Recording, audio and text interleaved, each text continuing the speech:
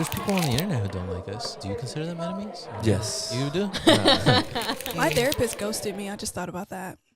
What's up, you guys? And welcome back to school. But don't worry, everything's cool. I'm your host, Julyssa. And I'm your host, Janel, a.k.a. the baddest. And of course, we are here with the boys, Steve and Brennan. Say what's up, you guys. What's up? And how y'all doing today? I'm Doing pretty good. Wow, we got the whole gang back together, Yay, we're all together. guys. No. Beef squashed. We beef talked it out, you squashed. know. We figured it out, guys. Rainbows over Scooby the gang is hills. back. You guys should hug. Go. Wait, me and Hug. him? Yeah. Dude, Wait, bro, we we had had beef. You don't remember? Yeah. He Oh, forgot yeah. already. He's like, it's in the past now. Yeah, it's in the It's in the past. past, Can't dude. even We buried the recall. hatchet. Yeah. It was actually a really brutal, deep beef we had. Pause. But he I doesn't know, even right? remember it. That's why. It's It's 'cause because I put water it to on- the bridge, bro. Yeah, come on. That's how it is with Washed the over homies. shoulders. That's how it is with us guys. You know, we just get over. Do stuff women hold easy. on to beef longer? I don't know. I Feel like- literally don't know. What do you guys think? I do. You I do. don't. It's like, what did Cardi B say? It's forever. Well, you guys do. Does that mean it applies to all women? No, probably not. No. Yeah, obviously. But No, nah. right? But there's some men who probably hold grudges for a lot longer. Yeah. But I don't think men for get sure. too invested in you guys, like your friendship as much, right? Maybe nowadays. We do. Maybe Me and- you me guys. and Brandon You guys do. hold your friends accountable. Yes. We're so proud of that. Mhm. Mhm. I have a question. I always wanted Yeah, to ask okay, this. what's If you up? know especially for men, because I don't have this with women, but like when you know your friend is like a not shit person, Uh-huh. Is like a... not shit person, terrible person, awful human. If I know they are... You know this. Yeah. You've seen this. You know, you grew up with them. You've known them for such a Yeah. long time. Would you tell them on like their shit, or would you, kind of like keep your distance? Would you still be friends? Like, how would that work? Because I know. Do you want to go first, or do you want me to Yeah. answer that first? You go first. I was gonna say, in my experience, when I've been friends with somebody who had then come to the revelation of like they're a shitty person, I don't tell them that they're a shitty person, but I stop being their friend. Okay. Yeah, which I don't know if that's right, but It's that's honest. It's my what it- experience I of don't- what I've done. I don't think I've ever been friends with somebody who's like shitty where it's alarming. Mm-hmm. Like I think if I have encountered those people, I see it like off the Right away. jump. Like that one guy I'd never fucking liked. Yeah. That's why. Yeah, like I Good judge of character. Yeah, I off was rip? just like I fucking don't like that guy, so I never even got close to him. But if Mhm. there were people who I was friends with, who ended up being like, I wouldn't say terrible people, they're just lame, I guess. Yeah. I don't tell them. I'm like, well, I'm just not gonna talk to you anymore. You know? Okay. Yeah. No, that makes sense. Julie, Yeah. have you? What about you? I think for the most part, if I think it is based off of vibe.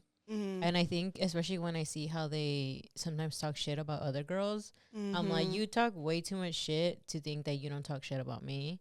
And I think in incidents, there has been like stuff that has happened where they side with the person who's kind of in the wrong. And sometimes I kind of hold that because I'm like, it's a little weird that you're siding with the person who's wrong.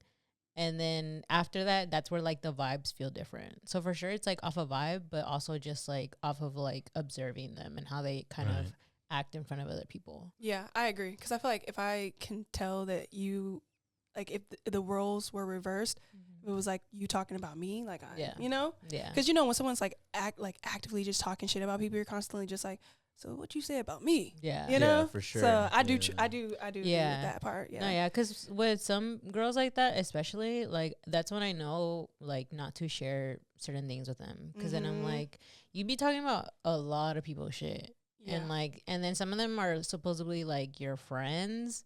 And you're still, like, over here spilling to me, like, about, like, their own personal stuff. So that's why I'm like, I can't really trust that person to even tell them anything. Because for sure somebody else is going to hear about it. But have you guys Mhm. ever had a friend that you found out was like a shitty person? Or no? Not really, honestly. I've Mhm. had I don't think I've really had too many friends where I'm like, oh, Usually I agree. I think I'm a good judge of character for the most part. But if I do come across someone who I feel like, oh, you're a really shitty person, I Yeah. probably would do the same thing. Mm-hmm. Where I'm not gonna. It's not my job to tell you. Like I don't, especially Yeah, like real, it really. for I don't sure. think it's my job to tell you. You should, you know, actually, you probably I'm- already know this. I'm not your fucking parent, dude. Yeah, but if Yeah. it affects me or harms me or someone I know, Mm. then I'll call you out on your shit. But That's Yeah. valid. Yeah. but if it's just like, oh, this is just a not shit person, you just never will hear from me again, and that's just okay. Yeah, For sure. I don't think I've ever had a really shitty friend. Honestly, I Mm. think for the most Mhm. part, it's like, I don't know. Like sometimes I feel like their true self kind of just comes out, where I just don't really associate myself with them as much. Like my best friends, I feel like for the most part, they're all really good people. And then like acquaintances or like friends, I guess, that I associate sometimes by, like, I don't think they're ever like genuinely somebody that I trust and like tell my secrets to, kind of thing. That makes sense. Yeah, I feel like for me, I've personally have grown up giving people like a lot of grace. So I wouldn't say that some of my friends were shitty people per se, but kind of like you said, they were just kind of lames.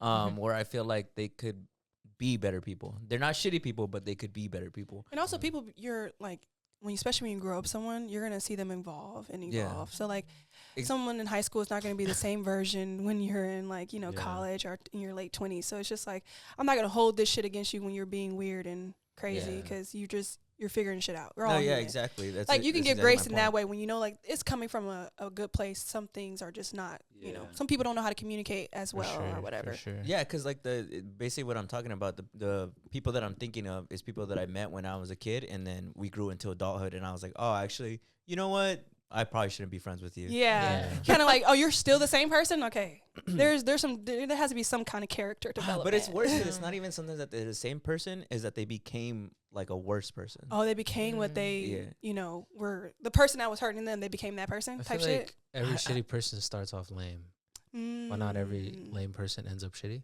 You know what I mean? Bars. So let's have Okay, Maya Angelou. Actually, that reminds me. I actually did have one friend who was evil. Who not that was. Well, she was, I guess, kind of evil. She was a little bit of a bully in high school. Just a little. And we went off together to college, and then in college she kind of switched up a little bit, and that's when I stopped talking to her, because I was like, I don't like you anymore. And then she started saying the N-word, and I was like, you're weird for that. I was like, you're really weird. So for she that. was evil. Yeah. Whoa. No, yeah, it She was became so weird. It was so weird when that shit happened, because like she started working at this one specific place, and then I feel like from there she started saying it a lot. Oh, And I was like, bro, what the fuck? And then, well, because first off, it was two things. For sure, it was that. And then the second thing was that, like, I think when she started working there, like, we couldn't really see each other that often, so we wouldn't really, like, hang out that much. But, like, one time she invited me, like, she was like, oh, like, do you want to go, like, shopping for, like, groceries or something? And I was like, yeah, sure, like, we'll hang out. I haven't seen her. We went to, like, go hang out, and we literally went, like, past where she was working, and she said hi to everybody, but she never really introduced me. She didn't, like, she kind of just completely ignored me, like I was even there. And then I kept getting the feeling that I think I only got invited because she didn't want to go by herself to, like, go grocery shopping. I guess because her roommate wasn't home. And she just wanted somebody to go with her. And then after that, when she was talking to her coworkers, they were, like, literally throwing the N-word. And I was like, bro, what the fuck? And then that's when I was like, so this is where you got it from. And then after that, when I started realizing even more, where I was like, you literally ignored me and pretended that I wasn't here. That's when I was like, I don't fuck with you Isn't anymore, that bro. crazy? She was embarrassed of you because you weren't racist. Isn't that crazy? She was like, crazy. oh god, my fucking woke. I think we got into a fight because of that at a club one time when I was, really? and like this was like a long time ago. And if anybody knows me knows that I don't be throwing hands. I'm a really little sweetheart. Yeah. But no, I was in the club and I was around like a lot of people already, so I was already overstimulated. And then like I hear a song come on and I'm just hearing so many N-words coming around. I'm the only N-word in this motherfucker. I'm like, there's a lot of shit going on. So I was getting overstimulated. I'm like, I need to leave because I can't cuss everybody out. Yeah. Like I need to get out of here. So I'm like sitting in my car. I was dating somebody at the time. And like this girl, she was one of the people. She came outside. She was singing the song and just saying it just like loud and proud. And I'm like, excuse me, can you, like, I was still drunk, but I was still I came at it Yeah. respectful. I was like, Yeah. I shouldn't. She didn't deserve that. It's Black History Month too. Actually, so I was like, excuse me. I don't think you should be saying that. And then she was like, what? And like she called it attitude. I'm like, I don't think you should be saying that. And she just was like, my what did she say? My sister is dating a black guy. That's crazy. Where's the correlation, babe? Where's the correlation? I got She out was the like- car, and like she came up to the car. I like smushed her face, and then like I don't know what else happened Damn. because somebody else grabbed her up. But I was just like, that was so diabolical. She was like, my best friend's mailman is black. like. I have an essence of black people around me. I know The aroma. the aroma. I've met a I black never guy 10 understood years that. ago. It's just such a weird Yeah. dynamic. And whenever like I was at In-N-Out one time, and these little kids were singing, and I said, please don't say that around me, please. And they were like, do you know where you're at? I'm like, in North Hollywood? What do you like? Literally, they tried to like. That's It was fucking very crazy. weird. Little Do you high know school where you're kids. at? Do you know where you're at? That's And I'm like, crazy. at In-N-Out line in North Hollywood. What are you talking about? That's crazy. That's crazy. Yeah, I've had They some threaten you like weird that? You know where you're experience. at? And I stopped talking to a guy after that because I was telling him about this, and he was not a black person. He was mixed, but he wasn't black at all. Wow. And and I was telling him about that. He was like, "Oh, I don't really get into that." I Bruh. don't really get into that. What does that even mean? Yeah, I didn't understand that. I'm like, so if say we fell in love and then we had kids, I don't really and get your into kids were getting called the N-word, and you're gonna be like, I'm not really into that. I don't know. It just really pissed that. me No, off. yeah, Yeah, that's yeah. valid. No, It yeah. really pissed me the fuck off, and I was like, I can't like talk That's to you. crazy. On like a tangent, just that phrase, the I don't really get into that, reminds me of. Did you see? They interviewed Ryan Coogler. It was just I don't know what they were talking about, but he said about the soda I fountain. really get into that. He's like, but when they started letting you mix and match, I started getting involved with that. Yeah. I like the way he say shit. I know he talks so. Oh, you know what? I saw this beautiful interview. Not interview. What the fuck? He won an award. I don't know what he won an award for, but he's like she giving a shout out to his wife, and then he's like crying, and he's like I remember. I like the way he just talks. He's like that when we were gonna do this filmmaking thing that we found out that's what we were gonna do. I don't know, just the way he says that. So like, Oakland. Yeah. His vernacular is nice. I like the way he speaks. I don't know if he's from Oakland, but I know he's from Bay Area, right? I think so. Isn't he from South Central? No, I think he's I from thought Bay he was Area. from I think he's around from- here. Let me see. I think he's from. He sounds like a Bay Area person. I think he's from He the talks Bay. like he's from the Let me Bay see. Area, Let me see. especially when you live in the Bay Area. You start hearing people talk. They really have a whole different A thick cadence. accent. Yeah, they do. They definitely have an accent. Watch What? him be from. What? He's not from here. Oakland. Yeah. What were we? What were you saying again? You were saying something that triggered something in me that I was like I wanted to add, but I forgot. N-word. No. Being at a club, the club. I don't really get involved with that. I don't Do you know really where get you're at? about- Do you know where you're at? How did you start talking about the club? Oh, I got into a fight because someone said the N-word at the club. What were we talking He's about? like, Yeah. that's not it. What were No, we there talking was about something there. Oh, that your friends being evil and like. Oh, if I you hold remember them now. accountable. I remember now. Because I was gonna say something about how like, have you guys ever met somebody who like was trying to soft launch that they were like racist? No. Soft launch. That's Soft like launch is crazy. Wait, how? Like, So this person, An example, I please. do not know this person anymore. Mhm. I've told you guys about them, but yeah. Let me see. they were like at first they seemed really cool, right? Mhm. Mhm. But then slowly, every time I would see them, it would be something like a little bit until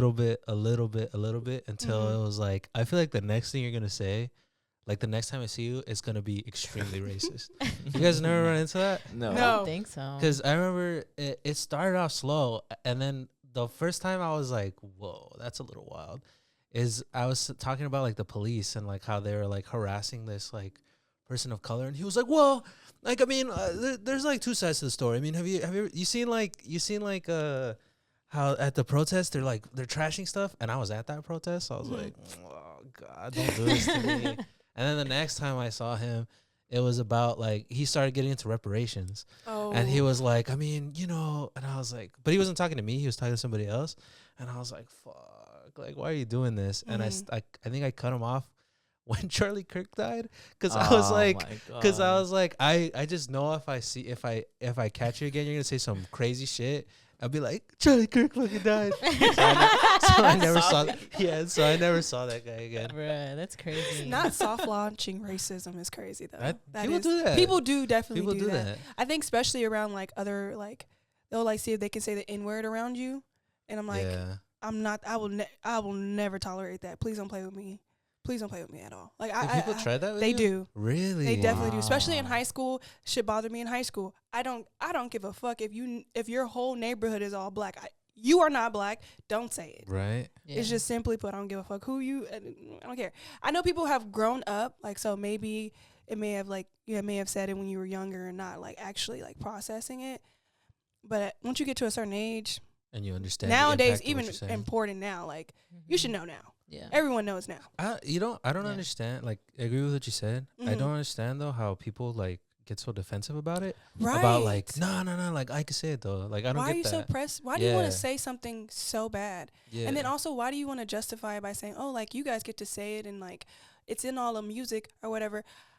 They could say that if someone say like they said it was a song and they had like another slur in it or whatever that I can't say. Why the fuck would I say it? I wouldn't Right. want to hurt anybody. I wouldn't want to Right. intentionally make someone uncomfortable or do something that's going to make them feel some type of way. I don't understand that logic Right. because it's like what? The thing that I like don't understand is like I feel like there's a majority of the public opinion that I've seen is a majority of black people say that you shouldn't say the N-word if you're not black. Sure, there's a few out there that are like, oh, like I don't really care. Yeah, there But what I definitely are. don't understand is if you're not black, why do you even think that your opinion matters? Like, Right. and Right. and I don't mean that to be harsh, but I mean like we're not black. Like if somebody else who's not black, we don't have the experience of what it's like to be black. Yeah. Why? Mhm. You could argue all day about it. You're not black. Like your opinion on this is inexperienced. You Yeah. don't know what that perspective is And like. especially if you heard it in the way that it was originally meant to be said. Yeah. Right. And you could see how, like, if you've never been called that in a really derogatory, like the actual meaning of it, then you wouldn't understand, like, how much weight Right. it holds. Like, it's such a, like, with black people, I think nowadays the way we say it is such an endearing way. Like, it's like, oh, like, it feels different. We took the word back. So for anyone who's not black to be so pressed about saying it really bothers me, especially when people don't hold their friends accountable. Because I'm like, that's also weird, too. Because if you know your friend is saying that shit and you just be like, it's cool, it's whatever. Like, he just, I don't say it, but he says it. Check him. Because now I think you think it's okay. Mhm. I'm sorry. I don't think it should be black people's duty to check. Yeah. No, for Mhm. sure. You it shouldn't be a conversation. Like, I wouldn't say anything I know is actually offensive. I don't understand. Yeah. Yeah. I also think it makes you sound uneducated. Like Yeah. if you're non-black and saying it, it's like it's very easy to make you sound uneducated. It's just Yeah. like it just saying it. I don't know. It's just fucking terrible. Because obviously the discourse of like people say Mexicans say it a lot, Mm-hmm. and there is a lot of Mexicans who say it. Like at least out in public, I see it. I don't know anybody personally that says it, Mm-hmm. but like out in public, like you said, like where you live in fucking LA, you'll hear people say it. Yeah. And it's like, dude, like you guys sound so fucking uneducated. Like I hate being someone who's like, y'all make us look bad because I don't believe in that. But I think that does make the community feel ignorant. Yeah. Yeah. And I hate that. I hate that feeling of like, because it's like, dude, it's not our word to use. Like, educate your family, educate your friends. Exactly. I mean, I've also heard the same argument too, where like the people who use it are like, well, I am trying to reclaim it too. Like, I am trying to use it in a very like offensive way. But I'm just like, you're not black though. Like, no matter what, like whatever your argument is, at the end of the day, you're not black and you're not allowed to say it. Like, Yeah, Exactly. I also just don't believe anyone who's non-black who says that, because like the amount of times I've seen people who do say it and they're like, no, I'm saying it like endearing in the endearing way. More often than not, there'll be something down the line that then they will use it derogatorily. Yes. You know what I Exactly. mean? So it's like, it always kind of baffles me, at least like you said, past a certain age when people try to play like, They don't know better. I didn't know. Yeah. It's like, because I've always seen a ton of people use it like derogatorily. Mhm. You know what I mean? So, yeah. It's just a word that it shouldn't be used if you're not black. And also I know a lot of black people who don't use it either. Like growing up in my household, it was like it was a bad word to say until you got like older and stuff. So it's not something I think anybody, like, honestly, it is a cool word though. I do love saying it. And I'm so like, but even if I wasn't black and someone said, don't say some shit, I wouldn't say, I just don't understand that part. Yeah. That's the only Yeah, thing that just really just does not make sense. On it. It's just like, if someone says, this is offensive to me, a group of people, they say like, no, like, don't say it. Okay, don't say it. Yeah, Why do you want to say it so bad? Yeah. Yeah, because I guess using like an analogy of it, like Like I don't like, and this is such like an obvious one, but like let's say you had a girlfriend and your girlfriend's like, don't call me a bitch. I don't like that. Wouldn't you just be like, oh okay? Would you be like, what, bitch? I'm using it in an endearing way, and I'm putting so much like restrictions on it, gives it power, and I don't want to give it power, so I'm gonna call you a bitch. Like crazy as hell. You're just a fucking asshole. Yeah. You're just a dick, dude. So that's my perspective. Like it's really that cut and dry for me. It's like they said it, don't use it, so I'm not gonna use it. Yeah. That's it. I want to respect people's feelings. I want to be nice. I want to be kind. Yeah. Is it that hard to be kind? No, it's not. Like we already have so much life shit going on, guys. Like don't make this the issue. Just be nice. Right. Yeah, just be kind. Be thoughtful.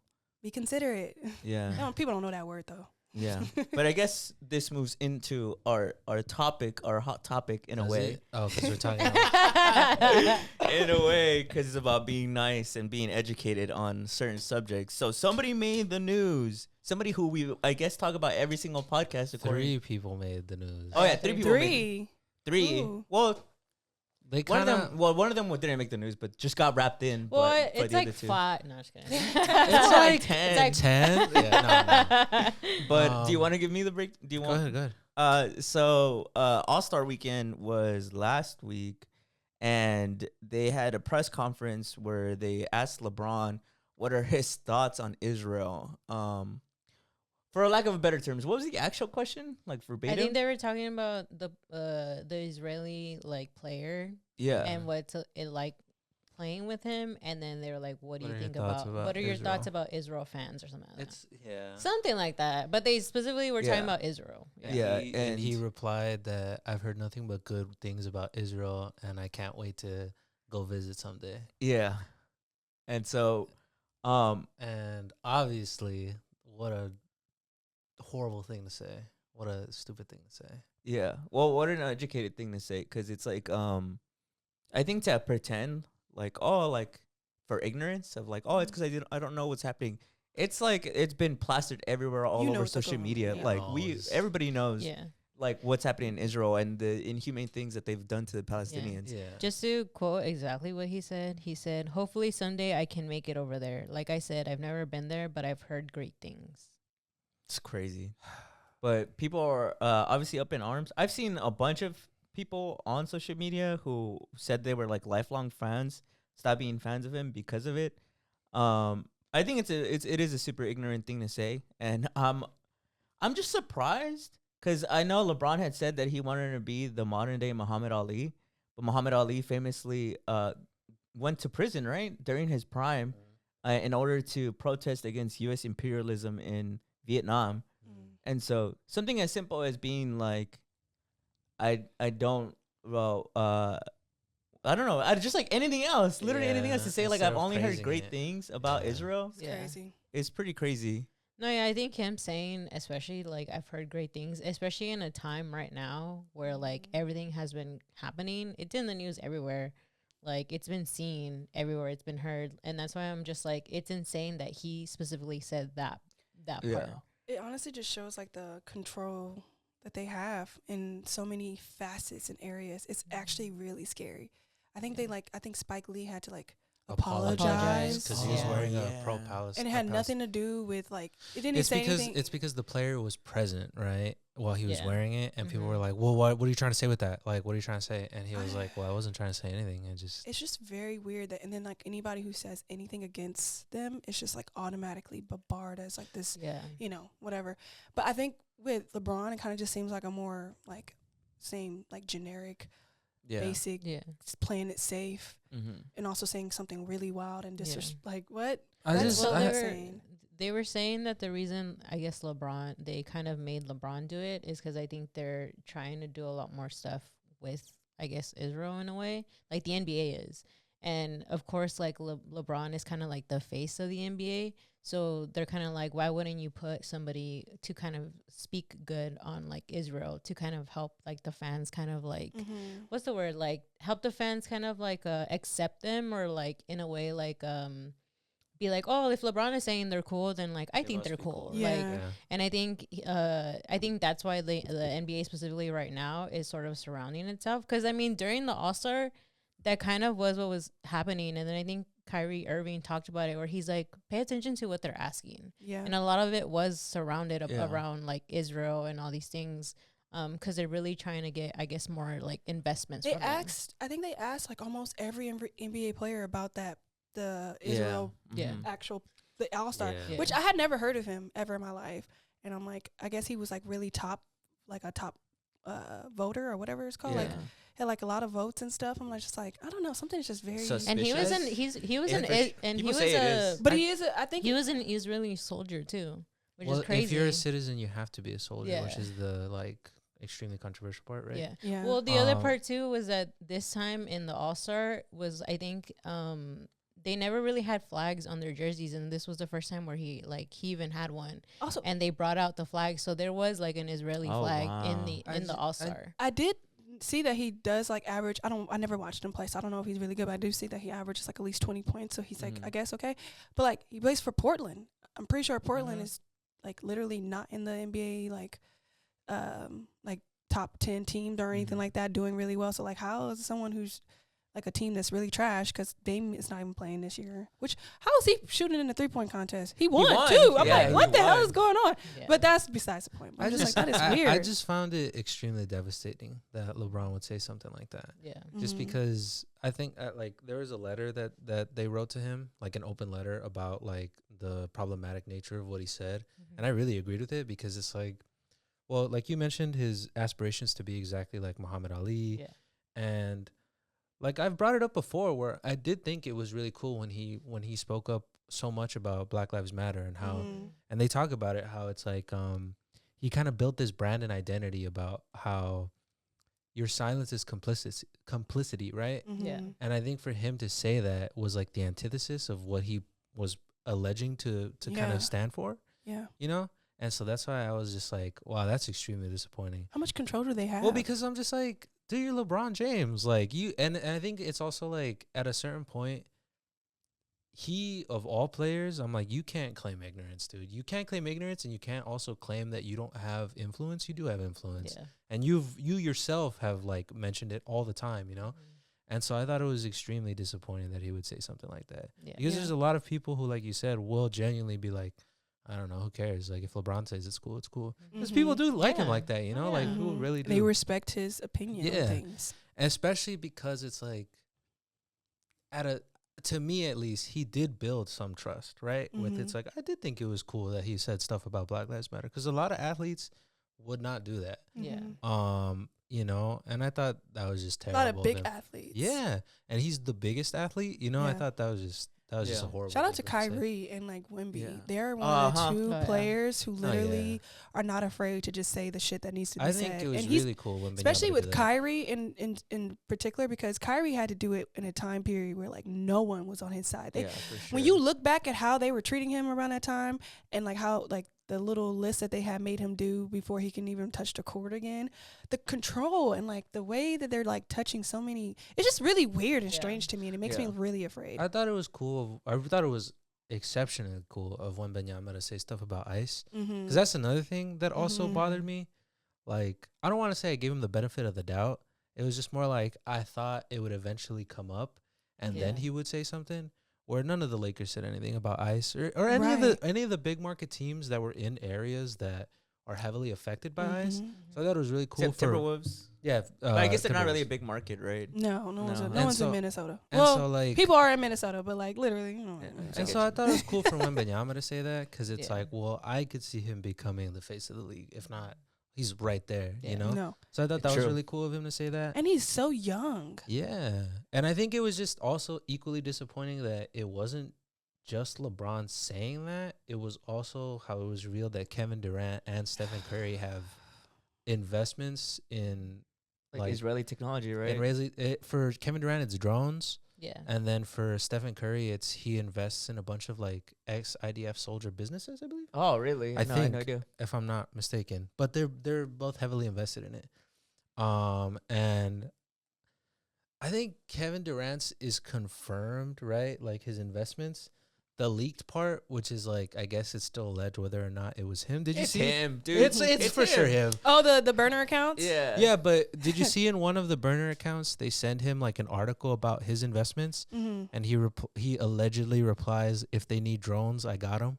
And so for him, it's like a funny thing. I think it's really hard crazy. sometimes because like you can really get in this day and age, they can just make some shit. So it's like make some shit up and like make it, especially when Yeah. it's like a time period where there's a lot of hoopla, so they can just add like random shit. But I there don't then know. there was somebody who directly called him out like to his real account, and he ignored it. Oh yeah, I saw Yeah. that. So Yeah. I just What was he saying in the burner accounts and stuff? It was he like, was basically he was saying crazy shit He was about his saying a teammates. lot of crazy he said shit. I could Steve pull it Kerr up. hates black people Steve Kerr hates black people because Michael Jordan punched him. He That's what he was said- he saying, said yeah. he said Kyrie Irving. His son is Nick Kerr. Yeah.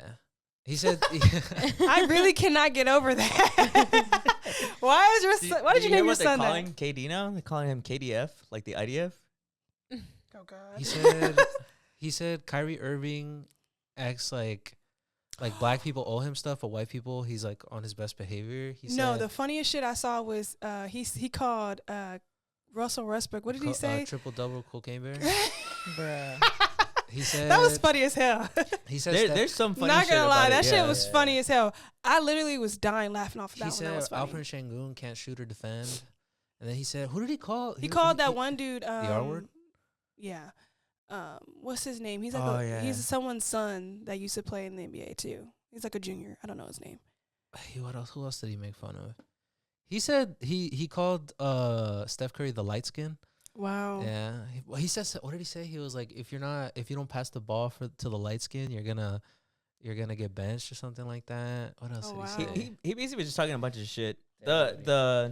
The Israeli drones were the craziest ones, where he was Yeah. basically like LOL, like about Like, I them don't fucking care. dying, which is pretty. Steph fucked Curry, I up. kind of saw coming because it's like, well, he hates affordable housing. So, I mean, That was wild. but no, yeah, I thought it was extremely disappointing for LeBron to say that. Yeah. It And really is. Yeah. I just feel like I've just been having this feeling of like sports is really disappointing right now. Like it's not even like really that fun to watch anymore. I just think it's so it's equally disappointing because it's like, motherfucker, you're LeBron James, bro. You actually could have done something. Yeah. Like, had you actually said like, why are you asking me about that, or like, I support Palestine, or like something so simple? Do you know like the amount of impact you could have Yeah. had with that? Mm-hmm. And then for somebody who like allegedly reads Malcolm X, it's like, what the fuck? Like, Right? Yeah. No, well, that's why I'm like, I just think it's crazy that he added on that last part where he's like, I've heard nothing but good things about Israel, where I'm like, they literally asked you about a player. All you could have said is like, oh, it's been great playing with him on the court. I'm so excited for our future games. Yeah, That's it. You didn't have to add on that. Or even like, when they ask him like, what do you think about your fans in Israel? I'd be like, I'm glad they could be inspired by me. That's yeah, it. Right. Like That's he it. didn't Or, have like, to like even, add like, on any the of He that. said, I fans can't are wait to cool. go over there. Yeah. yeah. I thought it was No, horrible. but I do think that part is like crazy because it's like with everything going on, you can't like that shouldn't be something you say about Israel. Like, how can you? I don't know. I'm just Yeah. like, Well, it's just not true. There's no way you've only heard good things about Israel. Exactly. yeah, that's Just why. straight But up that's why. lying. That's why I'm like, I don't know. It's It so also, disappointing, I think honestly. for me, it's also like, I'm like, it does affect you too. You know that, right? Mm-hmm. Like, you're not a white guy, so it does affect you. And so, and it does affect a lot of the people who are fans of you. Yeah. So, I don't know. It was really devastating. I was like, that's horrible. It's just another reminder that all these people are just, little. It feels like they're little, Yeah. Puppets. I Puppets. like to think about it I hope as not, like but it they goes are. to show you that the thing that really distinguishes like humans from humans is money, like Yeah. class. It's like it really is the poor versus the rich, and like Yeah. that's mainly what it is. Did you see that? I'm back on TikTok and Right. my life is being ruined, but it's okay. This girl, she was like, I guess she's like from Canada. She's like talking about how like she finally got some American money, and she's like understanding why like people act the way they Why act. people do money And spreads? she was like, yeah, like she was showing them. She was like, now I can see why the greed and capitalism like work. I'm like, see, it's that green money that makes you do Have you something guys- strange. Have you guys ever done a money spread? No, but I want to. I might do that. This When we got sponsored by Pizza Hut the year that we started this podcast, Mhm. me and Julie took money spread pictures. Was it with the Pizza Hut? Yeah, it was. But well, cause I took it out as cash because I was like, I don't think I can send all this or whatever. Yeah. And so then I just like took it out in cash, and we're like, bruh, I still have we the have a picture. whole stack. Me with the money And he's spread. like, let me do a money split. I was like, this is the only time we I can was do like it, half so. awake too. My No, I hands see all why messed up. they put it on like a phone and shit. Yeah. Like, oh man. Actually, so have you guys seen that video of that guy who's like, who he's trying to flex that he has a bunch of money in his pocket, Oh, and he's like sitting all weird, so the money falls out of his pockets, and his homie's like, "Bro, you're dropping bread." I saw the. It reminds me of that. It's kind of unrelated, but it's like a music video, and I think he's like a blood, so he wants to show off that the bottom of his shoes are red. Oh. And he's walking all funny. He's like, Not the red bottles. Yeah. I'm dead. You haven't seen that? No. That shit's funny. That I know is so exactly. I funny. have seen it. I know what you're talking about. But They hurt. Red bottoms hurt. do they really? Yes, they're very painful. Why? I don't know. I think it's because like the heels. I don't know. Maybe I've only tried on one, but like the ones I tried, I'm like every time I hear about them, I'm like, I don't know why. Yeah, they're cute, but they hurt pain. They're really painful to walk Wow. Damn. SMH. I did Yeah. not know. in. Yeah, But Everybody's always wearing them. yeah. And I'm like, damn. last things before we move on. Shout out to Kyrie and shout out to Wemby. Mm-hmm. I don't know if you guys have anything else to add. I feel like I've heard controversial stuff about Kyrie though. Oh yeah, he still has some things. I feel like I'm like I don't know. Maybe not shout out then to Kyrie. No, I still give him a shout out. Yeah. I think it's still there's light and dark. Okay. You know, there's a little blend. It's don't How about shout out to Kyrie's ball handling skills? pause. he's really good at using his hands on balls. Right. Balls? No, yeah. Question mark? Mm-hmm. She's back. She's back. I I did Yeah. it twice. They didn't hear me earlier when you first said it. So Yeah, I did it earlier. I did not Yeah. hear you Really? earlier. When yeah, did it you was say like right in the beginning of the episode. I did not hear you. It's always you too. It's I know, always dude. you. I didn't. I was telling Julie off camera. I was like, dude, it wasn't until you came on the show that I realized how much shit I say that's like pause worthy. Yeah, y'all never call him on this. Y'all need No. to. This shit never just did. normal. I grew up with all This shit boys, so just it's like normal. it's like a second nature to just Oh, like that think makes that way. sense. Like I literally just can't help it. But I like baiting it too. I like on purpose saying some questionable shit Yeah. and seeing if anybody's like turns their head. I catch it every time. Every time. Julie, what did you bring for the episode this week? All right. So for today, I'll also be talking about some key historical facts about interracial relationships in the United Ooh. States. It is still Black History Month. Mm-hmm. Mm-hmm. This is our last episode of Black History Month, right? Yeah. Oh wow! It's feel like a long month, even though it's been short. I know, right? I actually appreciate that, but it does feel like it's been because it's been really long. It Loki does. But you know what? That's cool because it's Black History Month. Exactly. Yeah. Go ahead, Julie. So a little bit of facts, and I'm gonna be basically saying a lot because there's a lot of stuff that I actually found that was really interesting to me. So first prohibition was in 1664. Maryland passed the first colonial law banning marriage between white people and black people, even ordering the enslavement of white women who married black men. What? Mm-hmm. Expansion of bans. So from 1691 to 1705, Virginia banned all interracial marriages in 1691, threatening couples with exile.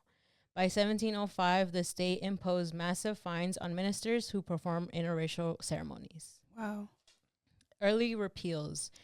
From 1780 to 1843, Pennsylvania became the first state to repeal its interracial marriage ban in 1780 as part of reforms to abolish slavery. Massachusetts followed in 1843. Supreme Court approvals of bans which is in 1883. In Pace versus Alabama, the U.S. Supreme Court unanimously ruled that state-level bans do not violate the 14th Amendment because they punished both races equally. Failed federal bans from 1871 to 1928. Politicians made 3 separate attempts, 1871, 1912, and 1928, to amend the U.S. Constitution to ban interracial marriages nationwide, but all failed. Targeting Asian Americans. The Cable Act was used to strip citizenship from any U.S. woman who married an Asian man, ineligible for citizenship, which I also thought was pretty crazy. What year was that? That was 1922. Oh my Damn. God. Mm-hmm. And then California's early landmark in 1948, The California Supreme Court became the first in the 20th century to strike down a state I can't say this word so bad. Anti-mis... How do you say it? That's a big word for Elmo. And anti-miscegenation law nearly 20 years before the rest of the country. National legalization in 1967, the landmark case Loving versus Virginia finally struck down all the state laws banning interracial marriages, declaring marriage a fundamental civil right. Wow. The last repeal in 2000. Although legally unenforceable since 1967, the last official ban on interracial marriages was not removed from the Alabama state constitution until a ballot in 2000. So that was still in 2000. Jesus. Explosive growth. So from 1967 to now, interracial newlyweds grew from 3% in 1967 to nearly 20% today. Public approval surged from 4% in 1958 to 94% in 2021. Federal protection. So Biden signed the Respect for Marriage Act, which required all states to recognize interracial and same-sex marriages performed lawfully in other states. Recent data shows that nearly 1 in 5, so 19% newlyweds in the U.S. are intermarried, representing a 5-fold increase since 1967. Wow, beautiful. Mm-hmm. And then I found the most common pairings. So the most common pairings in interracial relationships, which was really interesting to find out, is there's a few specific combinations with most of them involving white spouses being in the majority of them. Not surprised. So do you guys want to guess who's the number one? Yes. Oh, I think it's a black man and a white woman. White that's my guess. Asian women. Or that might be a one too. Okay, so the most common pairing accounted for 42% of all interracial marriages is white and Hispanic. What? Yeah. Yeah. I thought that was crazy. Yeah. That's the most common pairing? Really? 42% of all interracial marriages. Do they say do they specify if it's a woman or man or man? I'll go into okay. Because I was like, wait, what? Wait, what happened? We said another statistic. I was like, another statistic. Yeah. Well, this one hits different because Julie's in an interracial relationship. So that's why. That's why this is her segment. Yeah, oh my God! They're talking about you. Yeah, this plays about us. Julie, you would have been oppressed if you tried to do that's this. crazy. Wow. Well, I guess I was gonna get more into it after, but I guess I'll get into it now. That the reason I wanted to present this was for sure it's because I am in an interracial relationship. And I wanted to know a lot more because, I mean, there has been threats about interracial relationships again, especially with the current administration. Really? And I kind of wanted to hear about it because I was like, I think there is a lot of like, it's a lot deeper, right? Of like interracial relationships, whether it's like with mine or anybody else's, and like how important it is to also learn the history because there is a lot to it, like especially the way it was like between the bands of like even black people and white people and this and that.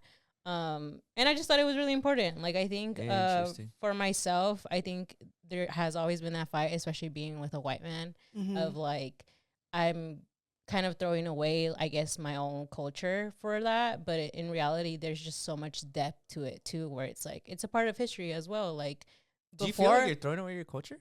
No, like, but that's what people think. Say. Yeah, that's what people say.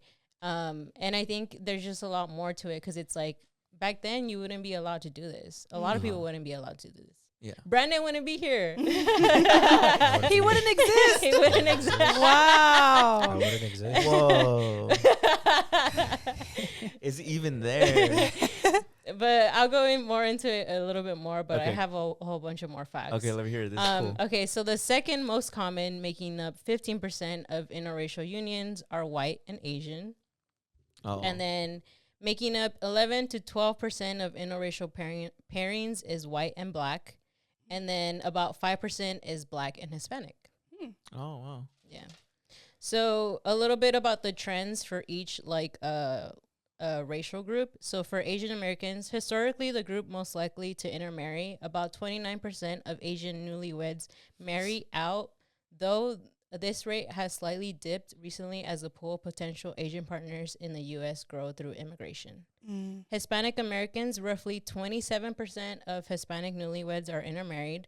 There is a sharp divide between native-born, which is 39%, and foreign-born, which is 15%. I don't know if that makes sense. What does that mean? So like native-born and then foreign. It says foreign, native-born, and then it says foreign-born. It's like foreign, like not from That they were the born. U.S. Like native from the U.S. and then foreign from yeah, Interesting. Okay. Latin. I thought of native as in like. Native American. Yeah. Yeah. That's how it is. Yeah. No, but this is talking about the United States specifically. Okay. So Mhm. native-born would be here, and then Yeah. foreign. Okay. So that's what native and foreign mean, Okay. just Okay. to specify, I guess. And then for Black Americans, have seen the fastest growth in intermarriage, tripling from 5% in 1980 to 18% in recent years. Wow. I would think it would be higher. Honestly, I feel like You feel like you've seen more interracial yeah. couples? I see it. Maybe because we're in California, Maybe we just have like so a higher density we of it. definitely do But see most it of the different. country. I genuinely think the way things are in the country are like, I think, I mean, there's always been a lot of racism, but I think Yeah. there's a huge spike in racism right now, True. Mhm. and a huge like, I feel like Divide, I kinda? feel like I've seen it said like blatantly, Yeah. but even if it isn't, I think there's an undertone of like you marry who you're, like, at least with the administration that white people marry white, Mhm. and Yeah, like you know, Yeah. or at least there's like a, what's the word, like a culture, if you will, being built of like trying to keep things pure, so to speak. So I I guess- actually looked up Yeah. on that too, so it's in here. Oh, Oh. really? You know what's Yeah. funny? I know one. I don't know if it's in there because I'm like, maybe this is Pause. misinformation, but I had. Sorry, I didn't know it was in there. But I had seen it the other week, and it has to do with interracial dating. Who do you guys think? I'm gonna ask you guys first. I know the answer. Who do you guys think is more opposed to interracial dating, women or men? Men. What do you guys think? I'm gonna say women. Yeah, Yeah, it's Yeah. women. Really? Yeah, they did like a polling where they asked like, I feel like men are too easy to be opposed to anything. yeah, women are more likely to be opposed to interracial dating. Really? Yeah. Sorry. It's the fact they both knew shows that it's true. Yeah. So and then I was doing the trends by racial groups. Just the last one, which was white Americans statistically the least to intermarry, about 11 to 14%, largely because they have the largest pool of same race potential partners. Oh, that makes Makes sense. sense. That does. They're make all- And then- sense. Oh yeah. What are you saying? Nah. Why'd you Inside thought. Okay. I want to hear it now. I want to hear it now. I was gonna say white people are also fucking weird. dude. That's crazy. I've interacted with a lot of them more recently for some reason, and dude, they're fucking weird, dude. Like genuinely. They're They do different. yeah. They're It's not just- weird. They're different, bro. Nah, I'm they're weird, different. dude. It's Yeah, just I'm it's just like different. there's so much about them that it's like, how do you not get that, or how do you not know that? Like Yeah. you live in such a different world than most people. Oh, that for it's- sure. That Definitely. makes you so they have weird. They have a different view of everything. They live in a different Yeah. world. It's like for you live sure. in some other alien planet, and it's weird that Mhm. you don't see it. Like Yeah. my biggest thing that made me realize that is when I always see dudes like be like keep politics out of it, and it's like I wasn't even talking about politics. I was Yeah. just talking about my experience. Everything's Yeah. political. They think our existence is I mean I guess our existence is political now. Yeah. Yeah. But Okay, so the next part is about specific genders. So gender specifically influences intermarriages rates from Black and Asian Americans. So Black men versus women. Black men are twice as likely as Black women to intermarry. Roughly 24% of Black male newlyweds marry outside their race compared to 12% of Black women newlyweds. Asian women versus men. The trend is reverse. Asian women are the four more likely to intermarry than Asian men. About 36% of Asian women newlyweds marry out compared to 21% of Asian men. damn, that's a lot. Wait, Asian men? no Yeah. Asian. Oh wait, Asian men. So 36% is for Asian women, Oh, and then okay. 21% is for Asian men. Okay. Damn, more than a third of Asian women marry outside their race. Wow. Wonder why. And then for white and Hispanic, intermarriage rates for these groups are relatively balanced between men and women. You know what? Wait, say again. So for I was white, still stuck on the one part. so for white and Hispanics, intermarriage rates for these groups are relatively balanced between men and women. Oh wow. Okay. I can see that. That makes sense.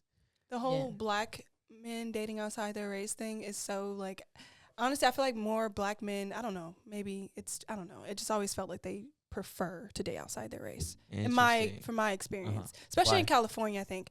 I don't know. I think when you grow up, like not grow up, but like what you're surrounded by kind of influences, obviously. And I think when you're surrounded by a lot of, I don't know. I just feel like I've seen more of that than actually black couples being together. You know what I think it is? And this is my perspective, so take it with a grain of salt, just from like growing up, like not looking visibly white. I think I've noticed that when I'm growing up and I've tried to date more women who like are basically like morenita, which just means like darker skin. I think I've realized that colorism like really runs deep in like your own psyche. So I think that like if you're somebody who doesn't look white, you're kind of subliminally messaged that that's not attractive. So I think you're more likely the more like darker skin you are to not want to date somebody else who's darker skin.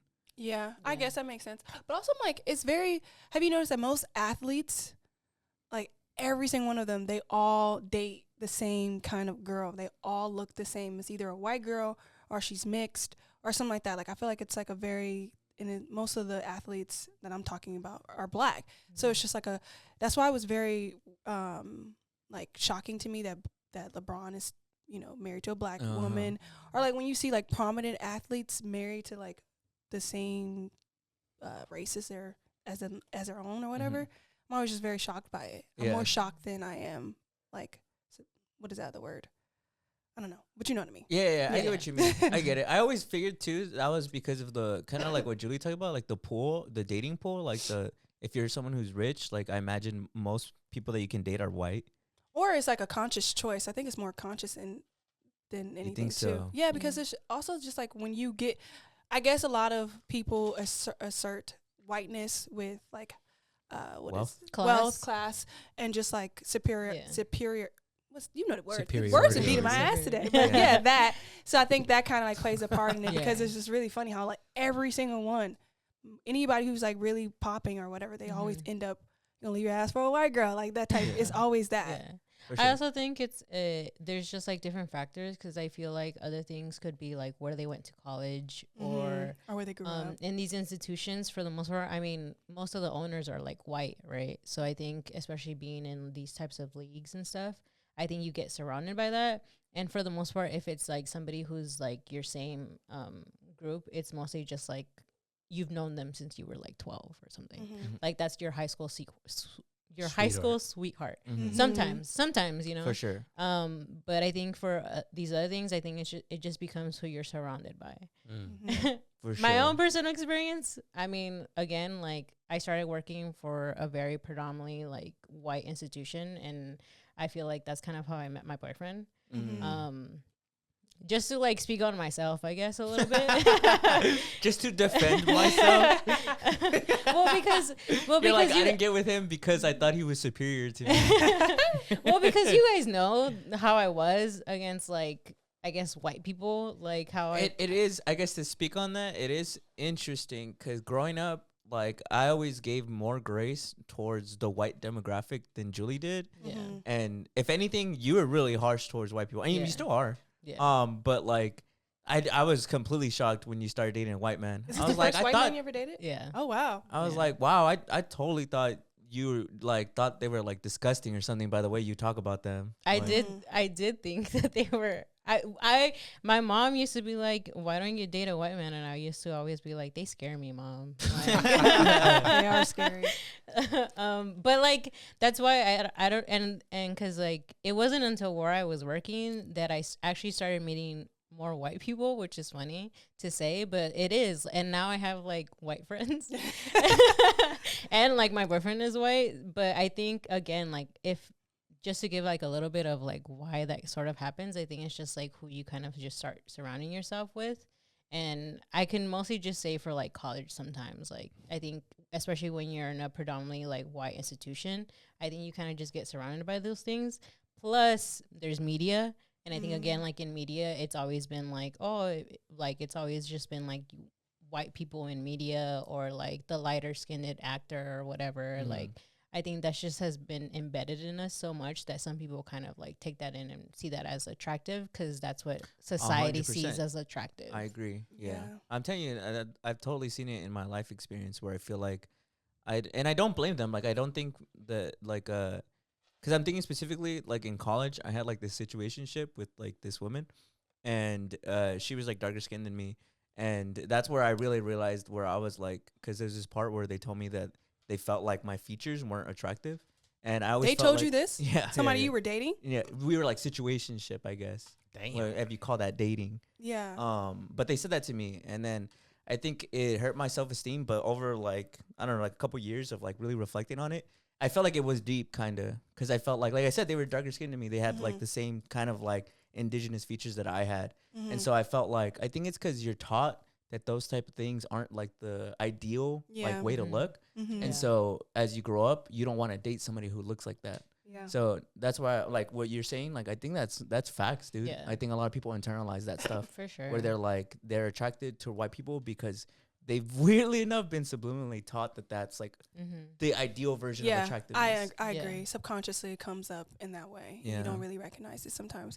But yeah, I don't think it's wrong to date outside your race at all. I think you should be able to date whoever you fall in love with. And you really can't control that shit. But I do think there comes a point in time where only time I find it disrespectful or weird is when, like, particularly in my experience, I feel like when I've like seen, not all the time, this is not all black and white couples or whatever, black men particularly dating outside their race, but it could be black women too, where they like date outside their race and then they start shitting on their race.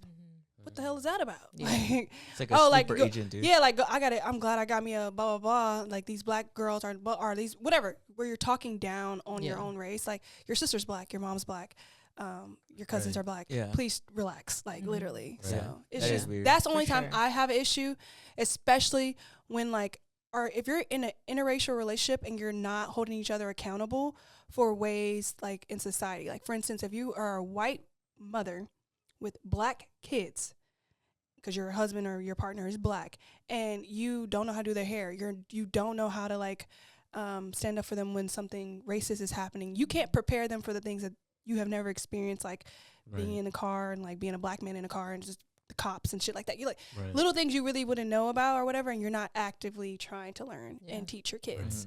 That's my issue, or being or fetishizing that shit. Yeah, too. exactly. Because that was my thing. Is like I've dated white passing people, but I've never dated an actual like white person. And I think my biggest thing is I always feared, I guess, like being fetishized because so when I went to college in Cal State Fullerton, right? And so that's Orange County. That's like White prime people. Yeah. like white people. And like my biggest thing when I started making friends out there, I just gravitated more naturally towards people who were Latino too. And I noticed that like my Latino friends in OC were not the same as my Latino friends back here in LA, where I felt like every time I hung out with them, all other friends were white. And like they were like the only Latino in the group.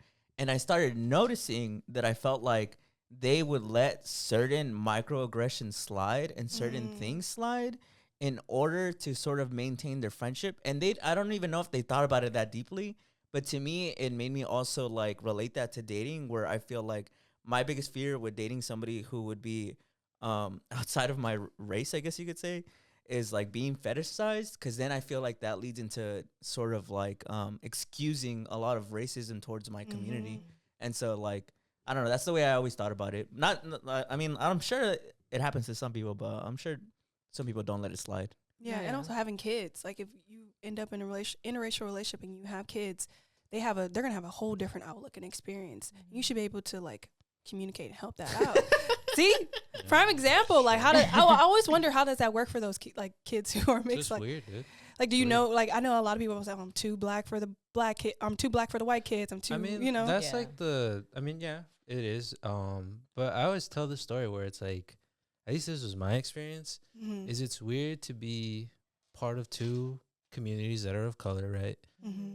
And have them be racist to one another. Yeah. This is a weird experience because I've told the story before where it's like, I was at an area that was predominantly Mexican, and this person came up to me and was like, "Oh, it's a good thing you're Mexican because those Chinese are a disgusting race." To you, to your to face? my face. I was a little kid, and they were like, and it was like I don't know how to describe it. Like I remember it was kind of like, how do I explain it? It's like I mean, you've obviously like encountered people who are just racist like that, but it's so weird when it's like so like like like they think they're speaking such a like innate truth. Yeah. Like it's like They say it with so I much see. gusto. where like, it's like no, like I'm telling the truth, like you know, like I'm not saying anything wrong, Like, and that's weird too. Like they're Because speaking in I reality. think that was a big portion of it for me, which was like experiencing a lot of like aggressions towards like the Chinese community, Yeah. and that's a strange like reality, because I think it's just a confusing thing to like grow up with. Yeah. You know, because it's like, why are you like singling me out? Like, why are you doing that to me? Or like, you know, Right. you're as a kid, you don't really understand that, you know? Until you get older, and then you Yeah, start then you things start to together. get Yeah. it, and it's like, oh shit, like, that's weird. It's so weird. It's so weird how like it kind of like makes people like in like minorities turn on each other. Right? Yeah. Like how does it like seep into us? Like Mhm. it's like a whole bigger issue outside of us, and it's none of our like it was placed on us, and now we are internally Right. battling each Yeah. other. It's very weird. Because I think for me, like growing up, it was confusing to see, and I say confusing in like the literal sense, like as a kid, it's just a foreign concept to me, where it's like you see the pride that the Mexican community has, Yeah. but and you're like, oh, I wish I could, because I think like most people say, racism is taught, Mm-hmm. and because I thought it was when I was a kid, I thought it was the coolest thing ever that I was mixed. I thought it was Yeah. really cool, but slowly you realize a lot of people don't think that's cool, like at all, and you start to see like a portion of yourself that you can't remove is seen as gross or disgusting or undesirable, and that's really weird. Yeah. Because I think it's like I say this all the time as well, as like growing up, it felt like I didn't know what I looked like, and like I know that sounds funny. Like I know that sounds funny. I'm not saying like, oh, if you put a picture of me, like I wouldn't be able to tell it was me. But it was weird because it was like sometimes people would single out like, oh, you look Asian, or people would be like, oh, you look Mexican, or oh, you look white, or whatever it is. Yeah. And I always thought that was like a weird experience, because I was like, so then what? Like, what do I am? What am I? Like, what do I look like? Because to no one you? can pinpoint what it is. Yeah, I and it can was, understand and what I think part of that confusion was always like trying to gauge whether this was was- about to be a negative or a positive experience, you're saying. and that's I think kind of strange growing up. Yeah. You know? You have such a different perspective because you have like both sides. I wonder if you grew up in a more like Asian environment, like if you were just around more Asians, I think how would that change? I think I grew up in both environments. Okay. Well, kinda. Well, I think it's like I kind of grew up in both environments, but sooner or later, one kind of Took. it's hard to explain. I had more negative experiences where it felt like the Latino community was being racist towards the Asian side than the other way around. And I'm not saying that means like Asian people can't be Yeah. prejudiced. I'm just Yeah. saying that was That's my the experience. environment That was that just you my were in. experience. Yeah. And I think even though I had a lot of Asian around me, slowly I started to be like, oh, I guess that's wrong. Like I shouldn't. So I started to kind of like shun it and be like, no, like I don't. You're I like, don't- I'm I don't- Mexican. I wouldn't bring it up. You know what I mean? And Yeah. that sucks because it's like, Still part of you. well, yeah, because I mean, if you're like a child of like mixed background, you should know about like, Yeah. because that's another form of erasure, you know. Yeah. Because now Oh, I'm for as an sure. adult, there's a lot of stuff that I'm like, I probably could have learned that, and I just Yeah. didn't because of all the experiences. Because I was like, it doesn't really feel super safe for me to know that. I wonder how your parents, like, how did they were able to like communicate and help you navigate through that? Because they're two different. Like they have their one's Asian, one's Mexican, so Yeah. like they don't have like the blended experience that you have. But I think wonder how I that- genuinely think you like it's kind of like a weird thing because it's like, yes, there's things that, because like my dad, I could relate to him in the sense of like where he talks about we can't relate in the same way as of discrimination because he's a lot darker than me. And so it's like I can't quite grasp like what you're saying because it's like nobody's ever told me anything about my skin color. He also grew up pre-segregated. Yeah, Well, he also grew up like, you know, like During his segregation, his right? experience of like racism was far more extreme than mine. Like there's restaurants that we'll go to and he'll be like, "Oh, they threw me out of that place." What? Yeah. And then my mom's she's also like a lot lighter than him, so it's like it's a different kind. So I think you have to engage with people who are either also mixed race or you have to be very intentional about teaching that kind of thing. Yeah.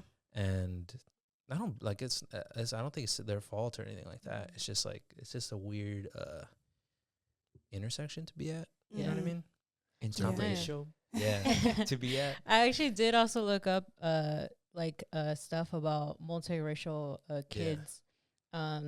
One of high risk factors is that studies consistently show that multiracial adults and youth report high rates of depression, anxiety, and suicidal ideation. Roughly 35% of multiracial adults experience a mental health condition in the past year, the highest of any racial group. But there is something that it talked about where it said the resilience factor. Those who fully embrace their multiracial identity often show greater psychological well-being than those who identify with only one side of their heritage. Interesting. So it did show it did talk about that there is like resiliency in that as well. So wow, that's interesting. Yeah. I guess it makes sense, right? Like everything you're saying, like I'm sure other for biracial sure. kids probably. No, feel yeah, that. but I remember like tons of conversations like that, dude. Like I remember when that person was like, "It's a good thing that you're half Mexican because those Chinese people are disgusting race." That's crazy. That's crazy. I was like, "Holy shit!" Like, because it's like scary, dude. Yeah. Have you ever For heard somebody sure. talk to you like that? No, where it's that's like crazy. that's it's scary because it's like, damn, like you think like because it's as a kid, obviously, like you can interpret that that's like a aggressive thing to say. But you also like can't grasp the gravity of it, right? yeah. And as a kid, I remember being like, "You think like my family's like disgusting? Like you Right. think like my mom, my mom and my grandma, you think they're a disgusting Yeah. race? Like, but I remember thinking like, but you're not even like white, like you're Mexican, Right. like Why are you? No, yeah. yeah, it's just weird. Because it is just very much like, because that is still you, though. Yeah. So in like, and you still feel that, right? Were they an Like, adult? Yeah. That's crazy. Oh, you'd be surprised. Well, obviously, it's like a lot of kids will say like really mean things, and you kind of, it's not okay, but you expect it. But you'd be surprised how many adults will come up to you and say the most racist and scary thing about Yeah. a race, you know? Yeah. Because I remember that. I remember, dude, the amount of slurs you hear about Chinese people is insane. That's crazy. Oh, yeah. Yeah. I can already imagine. dude. Yeah. It's weird, dude. It's weird. It's Crazy. freaky. White people. That's why, Julie. That's why your segment is important, dude. Yeah. I Yeah. still have a lot more, you guys. All right, let's go. Yeah. Keep going. Yeah. Okay, so just a little bit from the same sex couples. So interracial relationships are significantly more common in same sex households. Oh wow. In 2022, 31% of married same sex couples are interracial, compared to 19% of married opposite sex couples. Male same sex couples have the highest rate at 37%. Damn. Actually, that makes a lot of sense. I feel like I've seen a lot of gay couples that are like interracial. Yeah. I typically see that more than I see them, with their same race, I guess. Yeah.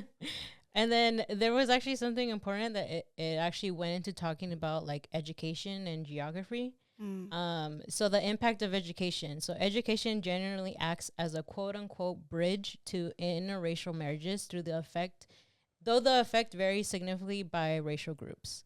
The education gap. In 2015, 19% of newlyweds with a bachelor's degree were intermarried compared to 14% of those with high school diplomas or less. Interesting. Hispanics and education. This group shows the strongest link between schooling and intermarriage. Only 16% of Hispanic newlyweds with a high school diploma or less are intermarried, but that figure jumps to 46% for those with bachelor's degrees. You're Yeah. part of that stat, bro. I know. Every time I read this, I'm like, damn, I am part of the stat, bro. You're a Is this statistic. play That's about crazy. us? So for Black Americans, higher education is strongly linked to intermarriage for Black men, but much less for Black women. Oh my God. Interesting. I'm gonna read that again. Higher education is strongly linked to intermarriage for Black men, but much less for Black women. 30% of Black men with a college degree marry out compared to just 13% of Black women with the same education. Really? Huh. Yeah. Wonder why. And then Asian Americans, I'm not going to say that. Asian Americans, the highest intermarriage rate are found among those with some college, 39%, rather than those with a full degree, 29%, or less education is 26%. And then for white Americans, education level has almost no impact in intermarriage rates for white newlyweds, remaining relatively flat across all groups. And then the geographic regions. So the West versus the rest. So the West is the leader in intermarriages with 22% of newlyweds marrying out compared to 14% in the South, 13% in the Northeast, and 11% in the Midwest. Kind of makes sense. South wouldn't do that, right? Yeah, what the fuck? And then urban versus rural. People in metropolitan areas are significantly more likely to intermarry, 18%, than those in rural areas, Well, yeah. which Yeah, is that makes 11%. Makes sense. More people. And then the top cities, Honolulu, Hawaii, what has the highest rate in the country at 42%, What? followed by Las Vegas, which is 31%. What? Vegas? I know, what the fuck? Yeah, the fuck? And then regional specialties is white, Asians pairings are more concentrated in Hawaii and Alaska. Black and white pairings are actually more prevalent in parts of the South, specifically in areas like Virginia and Maryland. And then white and Hispanic pairings are more common in the Southwest. Interesting. Wow. And then to go of what earlier was talked about, the idea of racial purity is a complex and deeply rooted concept that sociologists, historians, and psychologists have studied for centuries. While modern science debunks the biological reality of pure races, noting that humans' genetic variation is a spectrum, the belief persists for several psychological and social reasons. So culture and heritage preservation. Many people view their racial and ethnic identities as a vital link to their history, traditions, and ancestors. So the fear of dilution, right? That's how you say it? Yeah.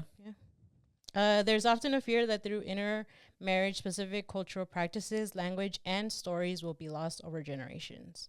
The survival instinct. For groups that have historically become marginalized or face near extinction.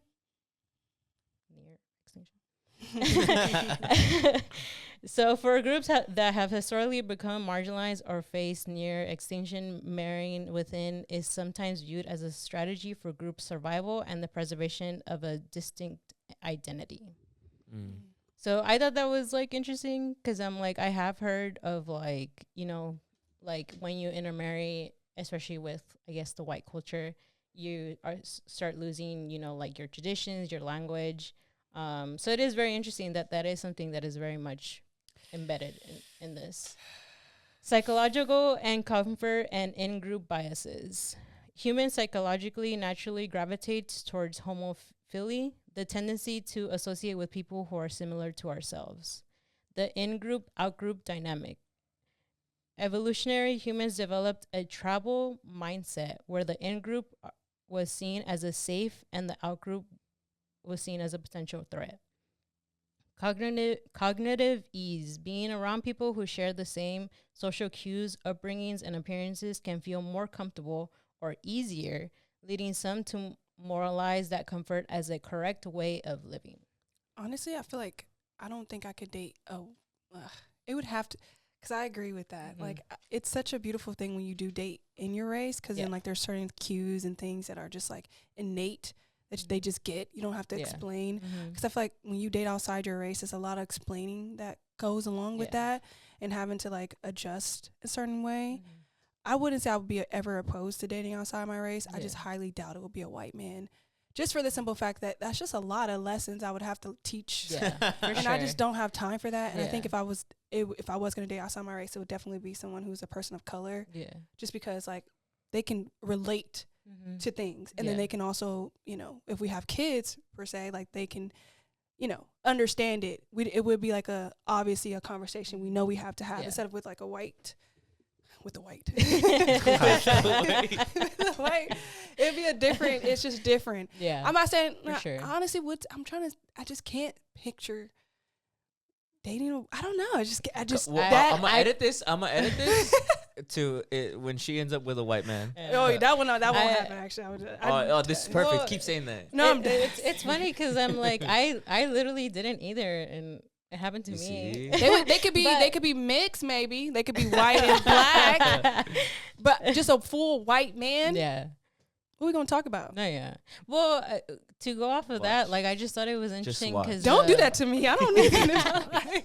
Because I mean, again, like I never really thought of that. Like I never thought I was gonna get with a white man, and also I had never really thought about that, like about the fact of me dating outside of my race and kind of having to explain things to them of like our traditions, our language, and stuff like that, and anything with our culture. I never had thought about that, not until recently. But I feel like going off of yours of like it'd be so hard to having to explain everything. I actually have fun doing I can see that too, because I feel like I really like the fact that he's very accepting of like my culture, and like he really wants to like learn the language, like try all the foods, like see all the traditions that we do. And I feel like I myself, because of how I love my culture and my traditions, I love sharing that. Like I love talking about it. And you get to see them experience for the first time. So I guess I can see it. I gave him a Mexican name recently. What's his Mexican? Oh yeah, his name is Cristian.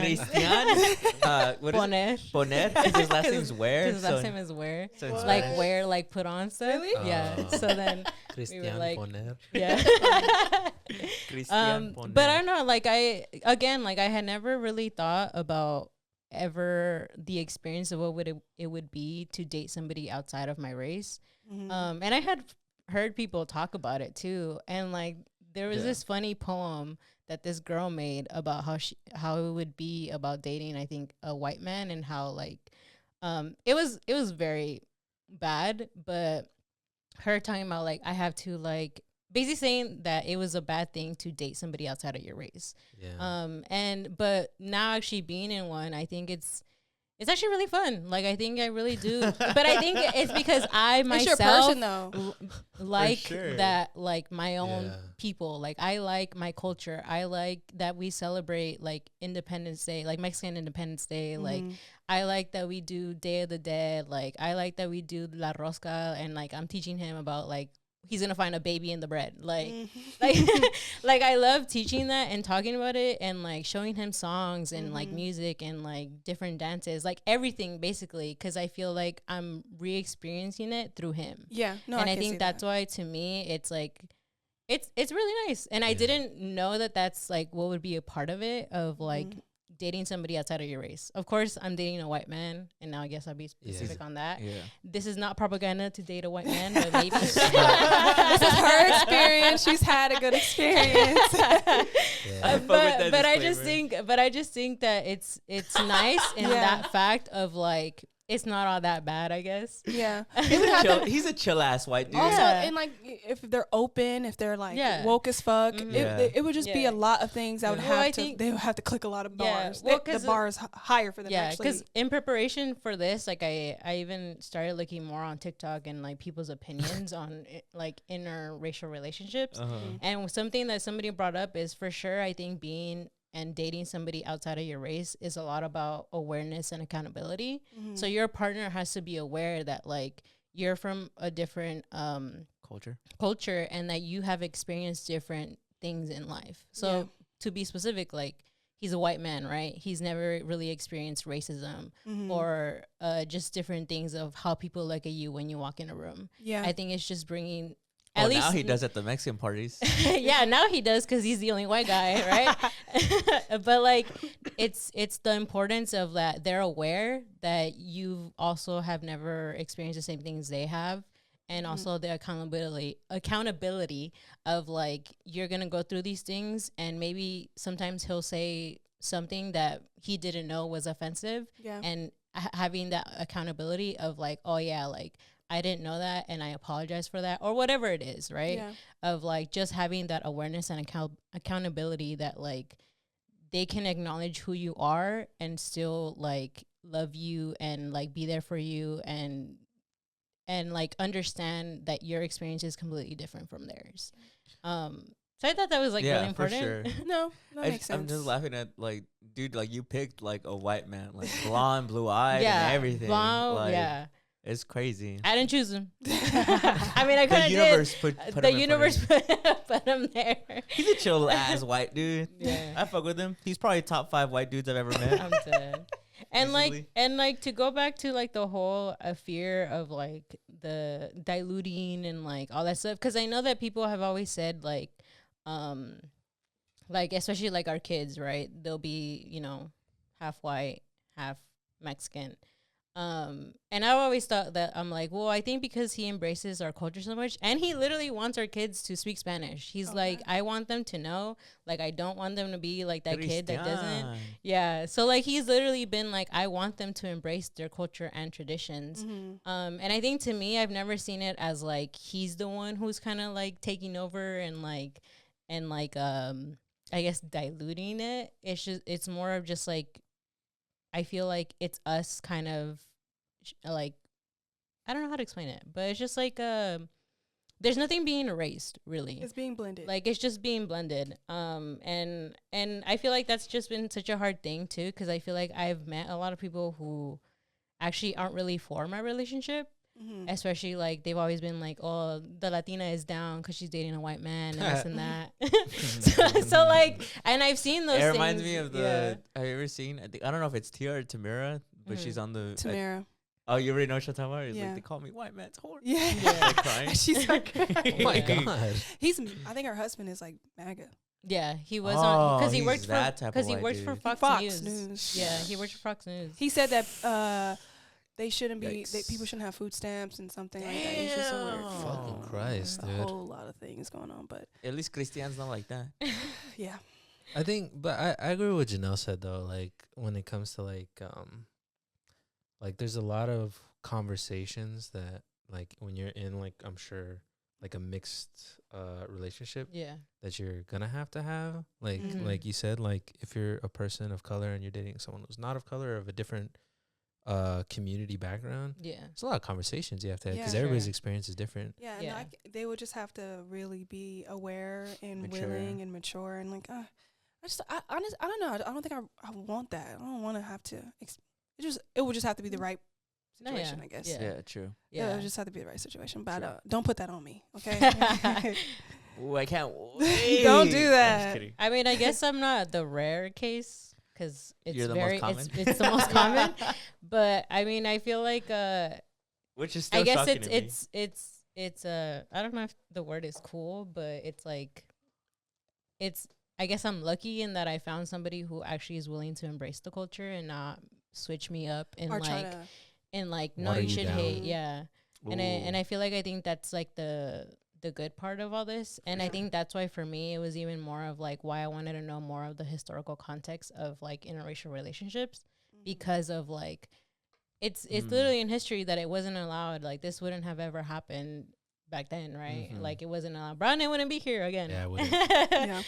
And I think it's just very important to see. Dude. Yeah. No, yeah. Cool. He's cool.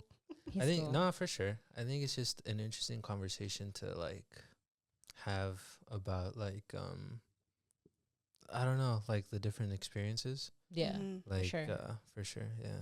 No, yeah, because I feel like I think especially being in a interracial relationship, I think it's always just remembering to still be like authentically yourself.